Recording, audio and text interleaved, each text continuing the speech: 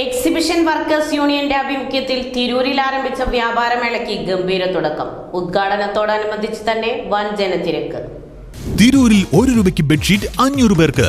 വസ്ത്രങ്ങളിൽ വിലക്കുറവിന്റെ വിപ്ലവം തീർത്തുകൊണ്ട് മുന്നേറിക്കൊണ്ടിരിക്കുന്ന വസ്ത്രമഹാത്ഭുതത്തിന്റെ ഉദ്ഘാടനത്തോടനുബന്ധിച്ച് ഡിസംബർ 4 ബുധനാഴ്ച മുതൽ ഡിസംബർ 6 വെള്ളിയാഴ്ച വരെ ഔട്ട്ലെറ്റിൽ നിന്നും പർച്ചേസ് നടത്തുന്ന 500 ഉപഭോക്താക്കൾക്ക് വസ്ത്രമഹാത്ഭുതം, municipal stadium, Tanur road, Thazhepalam, Tirur.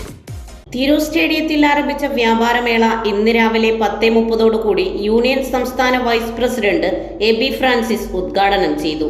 Naufal Madakkathanam സ്വാഗതം പറഞ്ഞ ചടങ്ങിൽ കൗൺസിലർമാരായ അബൂബക്കർ, മിർഷാദ് എന്നിവർ മുഖ്യാതിഥികളായി. ഇന്ന് ആരംഭിച്ച വ്യാപാരമേളയിൽ തുടർന്നുള്ള 3 ദിവസങ്ങളിൽ ആദ്യം പർച്ചേസ് ചെയ്യുന്ന 165 ആളുകൾക്ക് ₹1 ബെഡ്ഷീറ്റ് നൽകി.